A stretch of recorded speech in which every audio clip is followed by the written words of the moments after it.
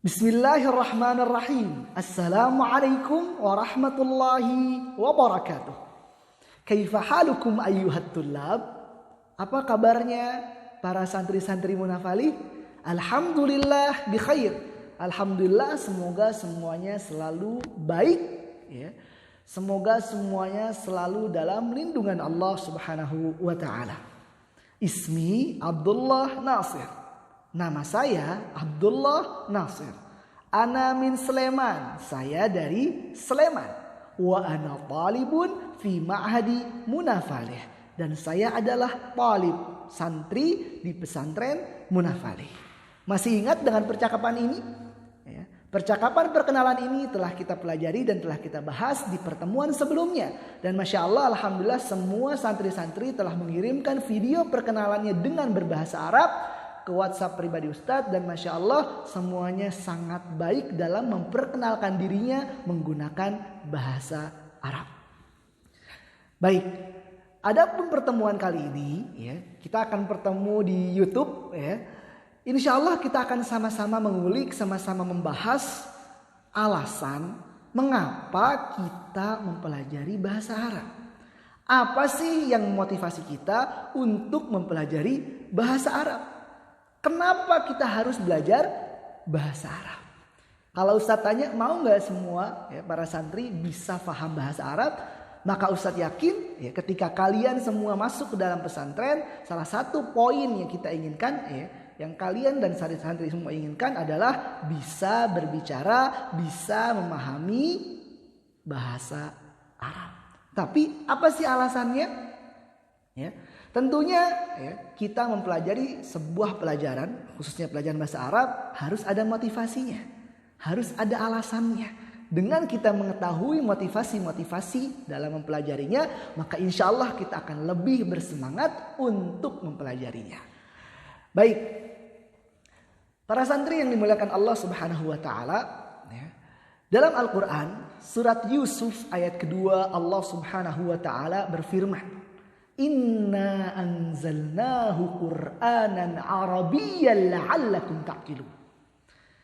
Inna ya, tadi surat Yusuf ayat berapa? 2. Sesungguhnya kami anzalnahu Qur'anan Arabiyyan, telah menurunkan Al-Qur'an dengan berbahasa Arab. Tujuannya apa kata Allah? La'allakum ta'qilun, agar kalian bisa memahami isi Al-Qur'an. Jadi Allah Subhanahu wa taala menurunkan Al-Qur'an dengan berbahasa Arab agar kita bisa faham. Berarti kalau kita ingin memahami Al-Qur'an, maka kita seharusnya bisa berbahasa Arab. Ustadz tanya nih santri-santri semua, mau nggak kita bisa memahami Al-Qur'an? Ustadz yakin semua akan menjawab mau. Mengapa? Ya.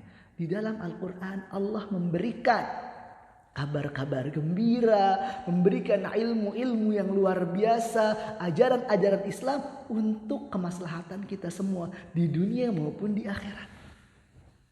Dan Rasul Shallallahu Alaihi Wasallam pun pernah bersabda, taraktu fikum amrain, telah aku tinggalkan 2 perkara, ada 2 wasiat. Intamasaktum bihima, kalau kalian berpegang teguh kepada keduanya, tidak akan pernah tersesat selamanya. Menjadi pegangan, menjadi petunjuk bagi kita. Apa 2 hal tersebut? Kitab Allah wa sunnati.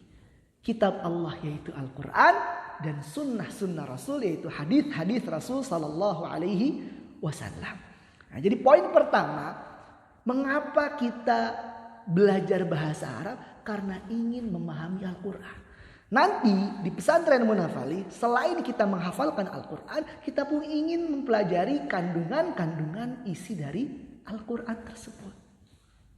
Ya, nanti belajar dari tafsirnya. Nah, buku-buku di belakang salah satunya ada kitab-kitab tafsir. Ya, itu pun kebanyakan berbahasa Arab. Ya, ditulis oleh para ulama tafsir dengan berbahasa Arab.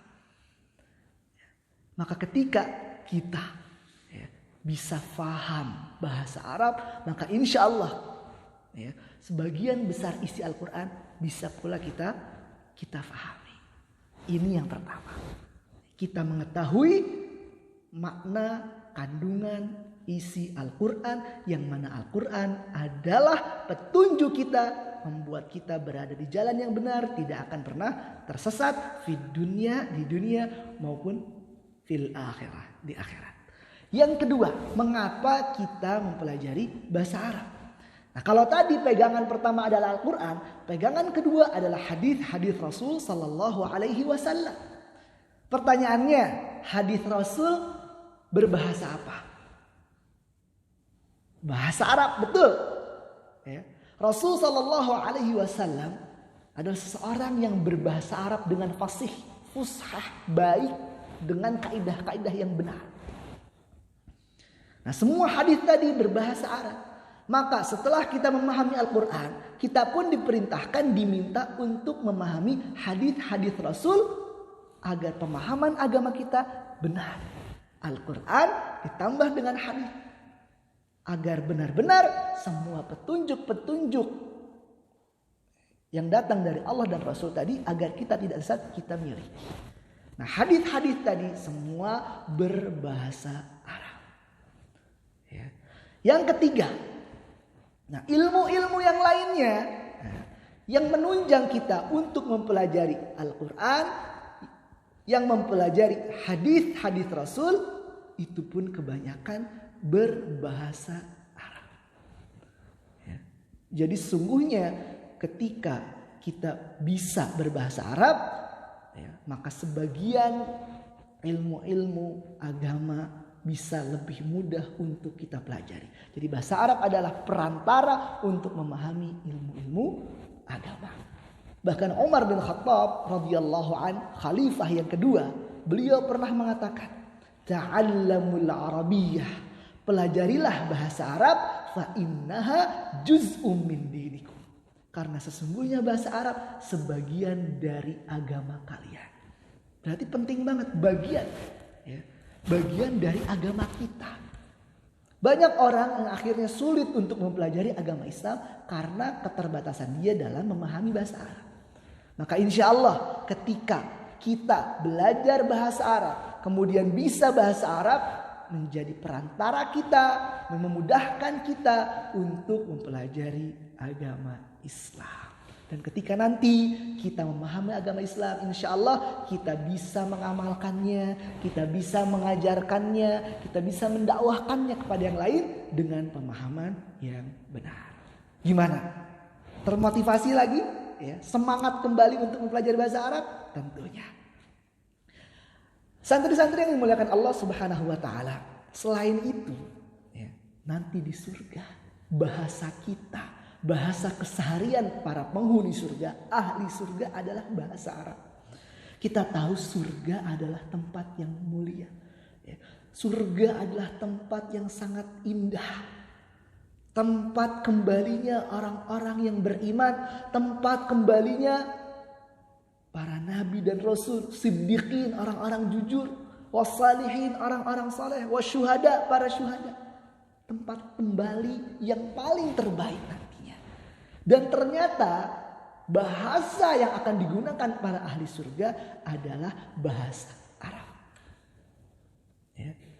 Maka ya, kita sudah tahu tadi tempat terbaik, maka bahasa yang digunakan pun adalah bahasa terbaik, yaitu bahasa Arab. Ya. Maka insya Allah ya, kita mempelajari apa? Bahasa ahli surga. Dengan kita sekarang sudah memulai mempelajari bahasa ahli surga di dunia, kita berharap Allah Subhanahu wa taala akan menempatkan kita pula di surganya dan bisa kembali berbicara, berbahasa dengan bahasa Arab. Para santri yang dimuliakan Allah Subhanahu wa taala, dan bonusnya juga ya, kita nanti kan ketika kita bisa berbahasa Arab ya, kita berharap pula ya, bisa belajar langsung di sumbernya. Ya, sumber agama Islam, tempat berkembangnya Islam. Ya, salah satu tempatnya adalah di mana? Di Mekah dan Madinah. Mekah tempat pertama turunnya wahyu. Madinah tempat awal di mana Islam mulai bangkit. Ya. Dulu alhamdulillah Ustadz bisa sekolah di Madinah. Dan salah satu syarat diterimanya kita di Madinah secara khusus atau di Timur Tengah secara umum adalah bisa mempelajari atau bisa menguasai bahasa Arab. Dulu Ustadz tes untuk masuk Madinah, langsung diwawancari oleh dosen di Madinah. Dan tentunya pertanyaannya adalah dengan menggunakan bahasa Arab. Seandainya kita pintar tapi tidak bisa memahami pertanyaan-pertanyaan yang disampaikan oleh syekhnya nanti ketika wawancara, maka kita tidak bisa menjawabnya dengan baik.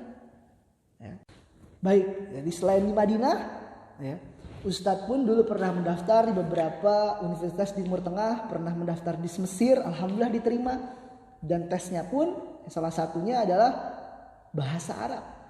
Semua soal-soalnya berbahasa Arab, wawancaranya berbahasa Arab. Ustadz dulu tes di Sudan, dan beberapa teman-teman Ustadz yang lainnya pun alhamdulillah melanjutkan ke Timur Tengah karena salah satu hal yang dimilikinya adalah penguasaan tentang bahasa Arab. Kalau kita lihat peta di sini di sini Arab Saudi, ada Timur Tengah dan seterusnya. Insya Allah bahasa Arab termasuk bahasa yang bisa atau yang dikuasai oleh banyak orang sehingga memudahkan kita untuk berkomunikasi dengan banyak orang di negara-negara yang ada. Itulah hal-hal yang insya Allah bisa memotivasi kita semua, membuat kita semangat. Walaupun saya yakin, Ustadz yakin masih banyak hal-hal yang lain untuk memotivasi kita.